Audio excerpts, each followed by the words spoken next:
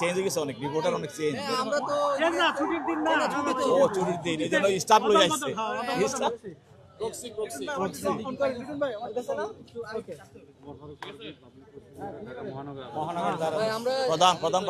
আমরা দেখলাম যে আজকে ডিজিএফআই এর সাবেক মহাপরিচালক মামুন খালেদকে আদালতে নিয়ে আসা হয়েছে, 5 দিনের রিমান্ড দেওয়া হয়েছে। তার বিষয়ে অনেক অভিযোগ, নানা অভিযোগের দুদকের অভিযোগ রয়েছে। আজকে আরেকটি নতুন মামলা আমরা দেখলাম তাকে রিমান্ড দেওয়া হলো। আইনগত জিনিসটা একটু বলেন। ওই ক্যামেরাটা পাচ্ছে না, একটু আরেকটু। আজকে আপনারা জানেন যে 111-এর একজন কুখ্যাত কুশীলব, সাবেক ডিজিএফআইয়ের চেয়ার প্রধান এবং লেফটেন্যান্ট জেনারেল অবসরপ্রাপ্ত শেখ মামুন খালেদ, তাকে আমাদের গোয়েন্দা পুলিশ তদন্তকারী কর্মকর্তা তাকে গ্রেপ্তার করে মিরপুর মডেল থানা হত্যা মামলায় তাকে আদালতে উপস্থাপন করেন। এই মামলাটি বিষয়টা হলো যে গত বৈষম্যবিরোধী ছাত্র আন্দোলনের সময় মিরপুরে ফলপল্টিতে যে আওয়ামী লীগ, যুবলীগ ও ছাত্রলীগ সন্ত্রাসীরা যেভাবে গুলি করে সেখানে মানুষকে হত্যা করেছে, তার মধ্যে একজন মোহাম্মদ দেলোয়ার হোসেন একজন আন্দোলনকারীকে হত্যা করা হয় গুলি করে। এই মামলা তদন্ত করতে গিয়ে তদন্তকারী কর্মকর্তা আজকে যে আসামি শেখ মামুন খালেদ, তার তার এখানে সহযোগিতা এবং তার নির্দেশ এবং তার সংশ্লিষ্টতা সম্পৃক্ততা পায়, সেজন্য তাকে এই মামলায় তদন্তের স্বার্থে তাকে গ্রেপ্তার করে 7 দিনের রিমান্ড প্রার্থনা করেন। আজকের যে আসামি এই লেফটেন্যান্ট জেনারেল অবসরপ্রাপ্ত শেখ মামুন খালেদ, সে আদালতে স্বীকার করেছে সে ডিজিএফআইয়ের প্রধান ছিল এবং সেখানে সে বিভিন্ন ইন্টেলিজেন্সের কার্যক্রমে সে জড়িত ছিল। আমরা বলেছি যে সে ডিজিএফআইয়ের প্রধান থাকাকালীন অবস্থায় সেই আয়নাগরের সৃষ্টি করা হয়েছিল। সেই আয়নাগরে হাজার হাজার শত শত নেতা কর্মীদেরকে সেখানে নিয়ে তাদেরকে নির্যাতন করা হয়েছে, অনেককে সেখানে হত্যা করা হয়েছে, গুম করা হয়েছে। এটা একজন নায়কদের মধ্যে একজন অন্যতম ছিল আজকের এই মামুন খালেদ। এছাড়াও আমরা বলেছি যে সে ফ্যাসিস্ট হাসিনাকে এমনভাবে সহযোগিতা করেছে দেশে তার যে অপশাসন চালিয়ে যাওয়ার জন্য এবং এই ফ্যাসিস্ট শাসনটা চালিয়ে যাওয়ার জন্য সহযোগিতা করেছে এবং ডিজিএফআইকে রাজনীতিকরণ করা হয়েছে।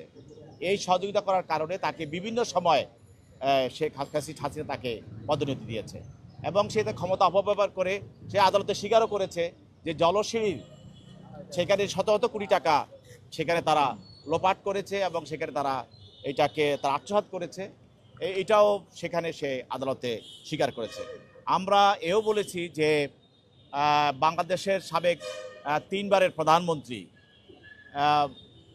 দেশনেত্রী বেগম খালেদা জিয়া, বাংলাদেশের স্বাধীনতা সার্বভৌমত্বের প্রতীক, তাকে তার ক্যান্টনমেন্টের বাসা থেকে শহীদ জিয়াউর রহমানের স্মৃতি বিজড়িত যে বাসা, সেখান থেকে তাকে এক কাপড়ে যে অমানবিকভাবে নির্মম ঘটনা ঘটিয়ে তাকে যেভাবে তা বের করে দেওয়া হয়েছে, তাদের অন্যতম একজন ছিলেন আজকের এই মামুন খালেদ।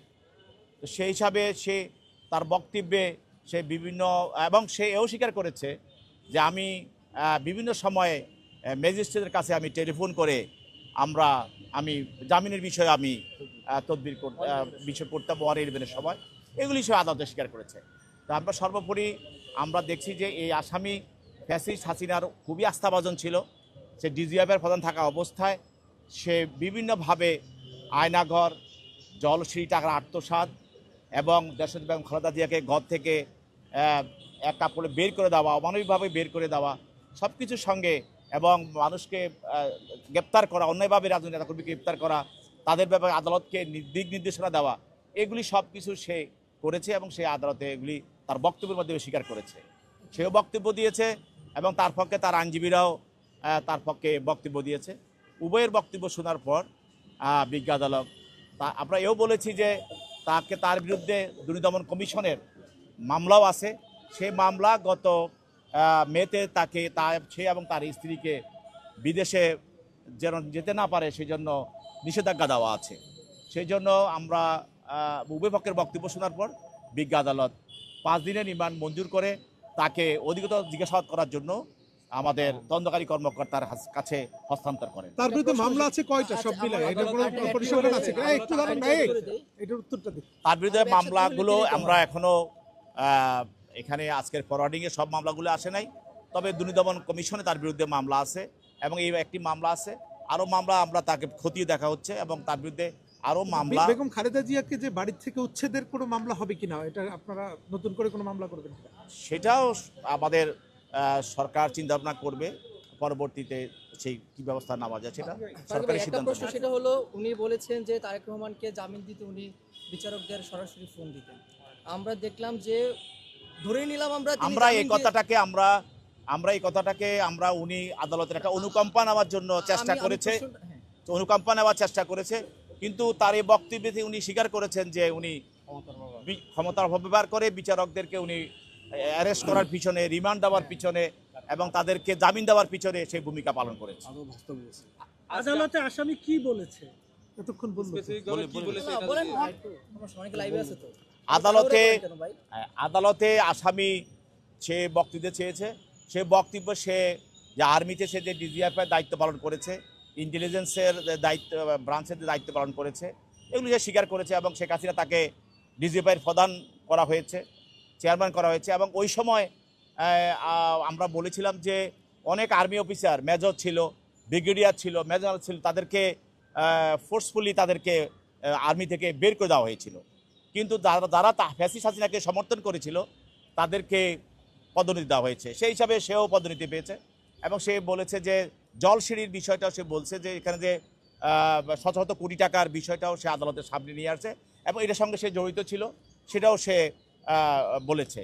এছাড়াও সে বিচারে প্যাসিজের সময় যে বিচারালয়ে যে হস্তক্ষেপ করেছে এবং টেলিফোন করে কাউকে জামিন দেওয়া এবং কাউকে গ্রেপ্তার করানো এবং তাকে রিমান্ডে দেওয়ার এই বিষয়েও সে আদালতে অকপটে সে স্বীকার করেছে এবং বেগম খালেদা জিয়ার বাড়ির পাশে, বাসার পাশে তার বাসা ছিল, এই বক্তব্যগুলো সে আদালতে স্বীকার করেছে। Thank you.